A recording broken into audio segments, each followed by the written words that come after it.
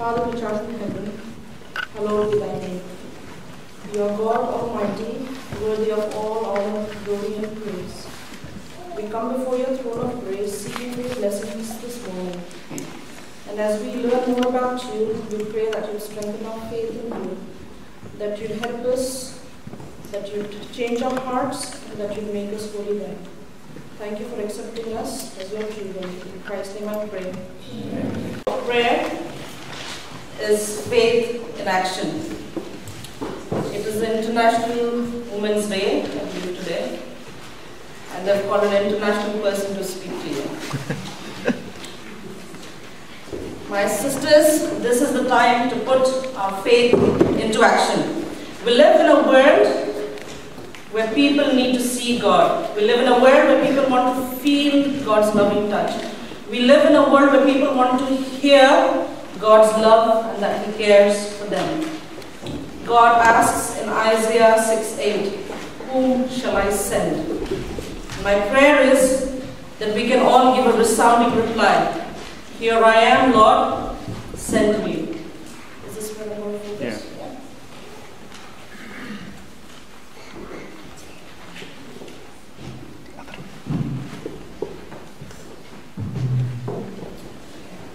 Let's bow our heads for prayer. Father, Lord, God Almighty, forgive me of my sins and cleanse me by the blood of Jesus. Sinner though I am, you have called me to minister now. And here I am, Lord, use me. As I share your word with your people, I pray that you will hide me behind the cross, so that your people will hear your words and seek your face. May your Holy Spirit rain down on us this morning, I pray, in Christ's name. Amen. Growing in faith is a command for the followers of Christ and not an option.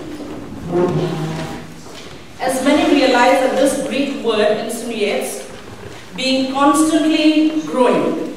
Never stop growing in Christ. Never think that you have ever reached your full maturity as a Christian. There is an advertisement that used to come on from an insurance company in which they showed these Babushka dolls which fit one over the other. And the ad would say, "You keep growing with every experience." And how true this is of our Christian faith as well. We grow when we have experiences with Christ, not when we merely read His word, but we live His word, when others can see that there is a change in our lives. 2 Peter verses 1, 3 to 11. I request one of you who've got that. Is it Sneha Pooja?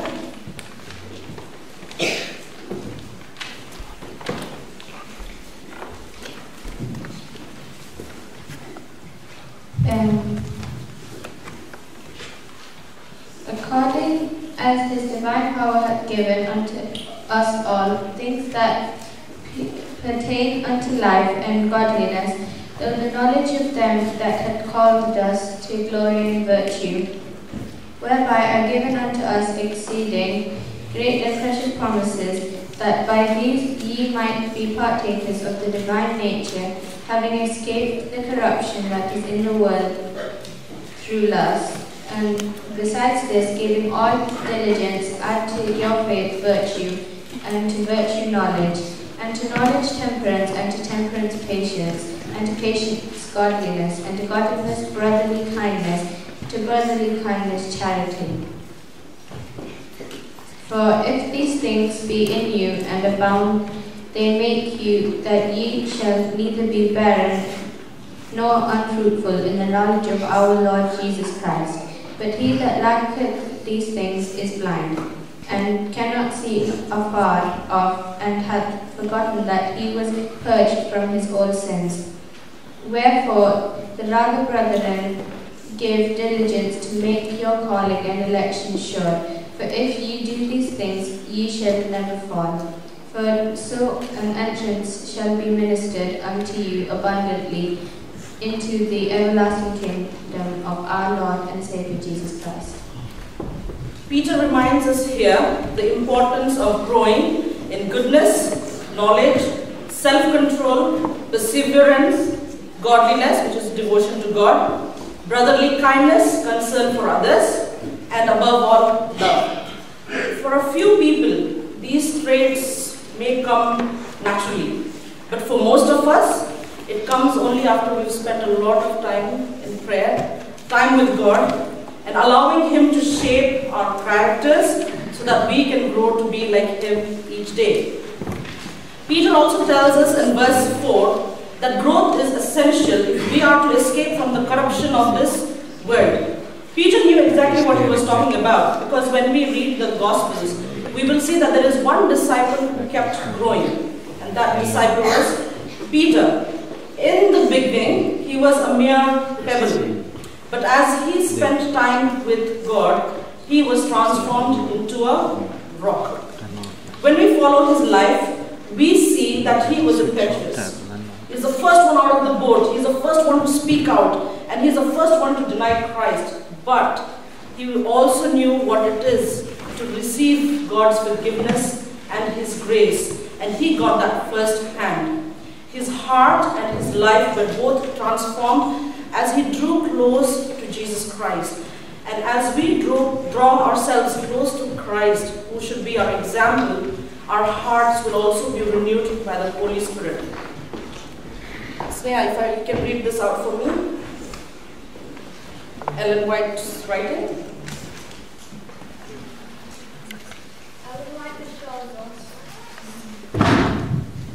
The same law that was engraved on the tablets of stone, it written by the Holy Spirit upon the tables of the heart, instead of going about to establish our own righteousness, we accept the righteousness of Christ. In the heart renewed by His Holy Spirit will bring forth the fruits of the Spirit. Through the grace of Christ, we shall live in deference to in obedience to the law of God written upon our hearts. Hearing the Spirit of Christ, we shall walk even as He walked. Having the fruits of the Spirit, and walking even as He walked. This is how then we can grow into our spiritual maturity. It will not happen if we do not do anything else apart from sitting in the church pews week after week. It will not happen if we are to live for ourselves and not for others. It's not going to happen if we don't spend time in God's Word, in prayer, and listening to Him. Some people say, well, God is always with me. But how can you say that you know God when you don't spend time with Him? For example, you take your best friend. If you don't spend time with your best friend, that person is not going to be your best friend for a very long time because you've not communicated with that person. How much time do you actually spend with your best friend? You can call them every day, you call them, and they speak for a very long time. But when it comes to Christ, we spend very less time on our knees.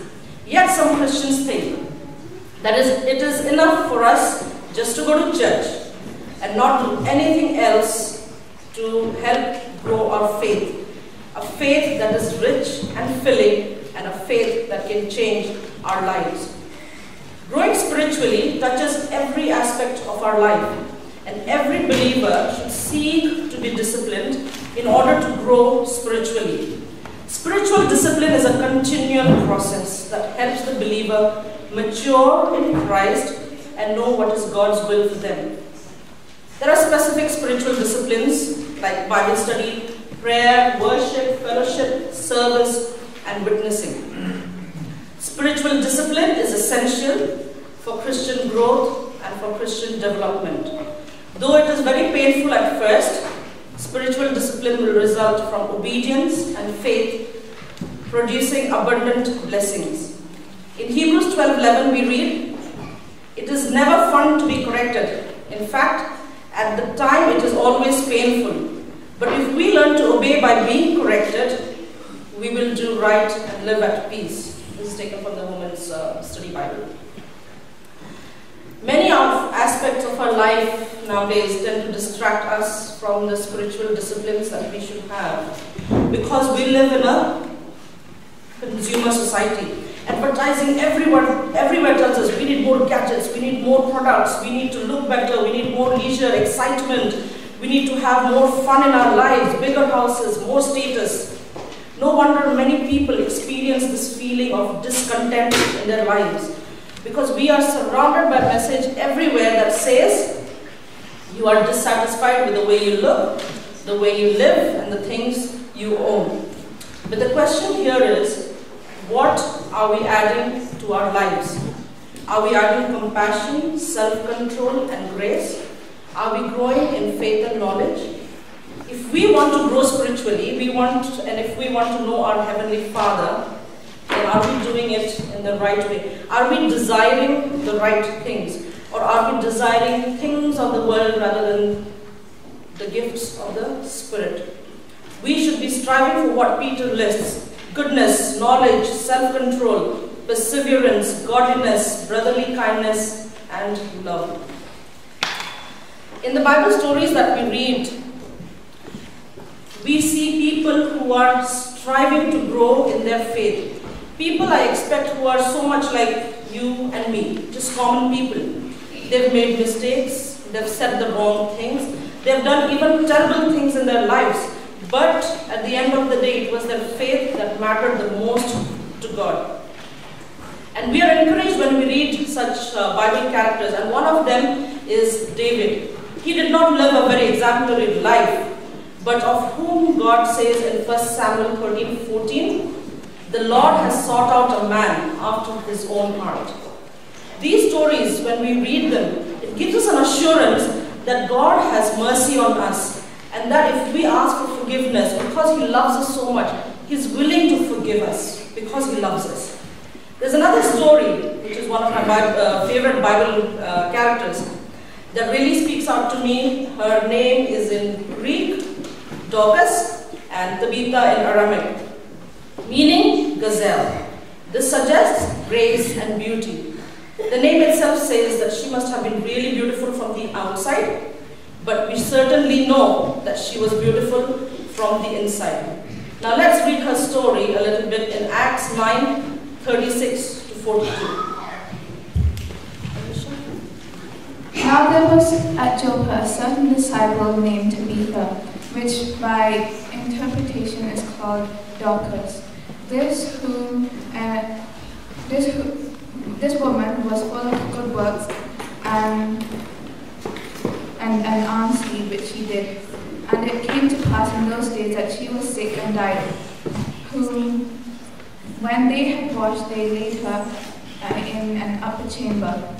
And for as much as Lydia was nigh to Joppa, and the disciples, and heard that Peter was there, they sent unto him 2 men, desiring him that he would not delay to come to them. Then Peter arose and went to them. When he was come, they brought him to the upper chamber, and all the widows stood by him weeping, and shewing the coats and garments which Dorcas made. While she was with them, But Peter put them all forth and kneeled down and prayed, and turning him to the body, said, Tabitha, arise, and she opened her wide eyes, and when she saw Peter, she sat up, and he gave her his hand and lifted her up, and when he had called the saints and widows, presented her alive, and it was known throughout all Joppa, and many believed in the Lord. It's not a very long story about Dorcas, but it does say a lot. And I'd like to think of Dorcas as a woman. She was a disciple of the hands.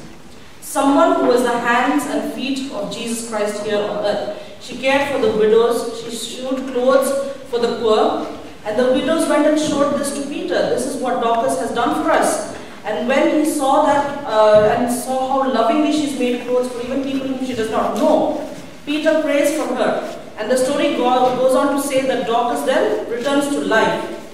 And when we continue reading, we see that many people then believed in Jesus because of this miracle. Her death and her resurrection helped people to make that decision in their life to follow Christ. Her life was an example of a living and a growing faith. We may be humble, but we still need to learn from Dorcas. She wasn't a very important person. She wasn't the head of a committee, head of a church. She wasn't a preacher. She didn't hold any high office. She didn't have great bank balance, nor was she having a big, large company or writing any books. No, she was just an ordinary lady doing some extraordinary things for the Lord. A widow, trying to take care of the widows and the poor. She was just using her talents that she had, the little that she had, she was using it to further God's cause, revealing a mature faith. In Matthew 25:40, Jesus says, I tell you the truth, whatever you did for one of the least of these brothers of mine, you did it for me. That is one example of growing in faith. And we also can become examples of that spiritual maturity. An example that others can follow, an example that others will want to follow. So that when people look at us, what do they see? Do they see a person who is wholeheartedly committed to God's word? Or is someone who has so many other priorities in life? The story of Dorcas may be short, but it tells us, most importantly, is her acts of kindness. And I would like to think of her work as a religion of hands.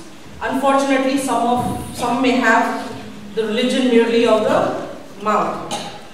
Religion of the hand expressed in many caring ways, creating, building, using your talents, blessing others, and praying with each other. Religion of the mouth would be merely just speaking of the spiritual values, but not practicing or demonstrating those fruits of the Spirit in our own lives.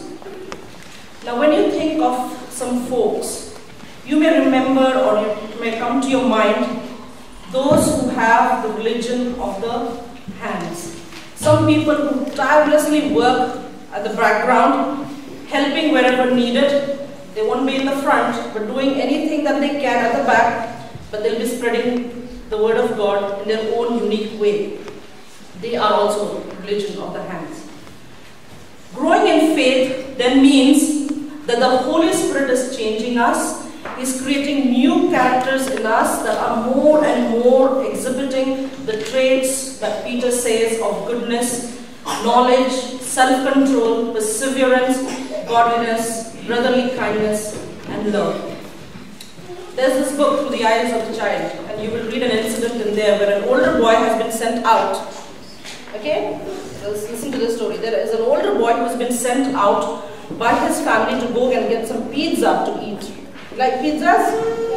Yeah, okay. And on his way back, he sees a homeless man standing there.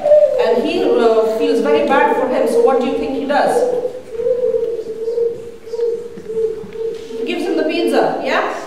He gives him the pizza and he comes home empty-handed. And when he comes home empty-handed, the family is very happy, isn't it? Yeah?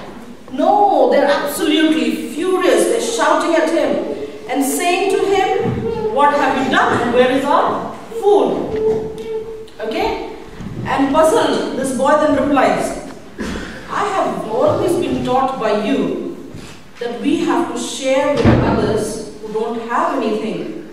So why are you upset with me? I don't understand. This boy in this story was living out his faith. And sometimes as adults, we just do the talking, but about acting like Jesus, but when it comes to doing it, we forget. There is another Bible character who lived out her faith. And we read about her in 2 Kings 5:3. We hear her saying to her mistress, if only my master could see the prophet who is in Samaria, he would cure him of his leprosy. Do you know whom I'm talking about? Yes? Yes. This was said of the maid servant who was given to the wife of Naaman.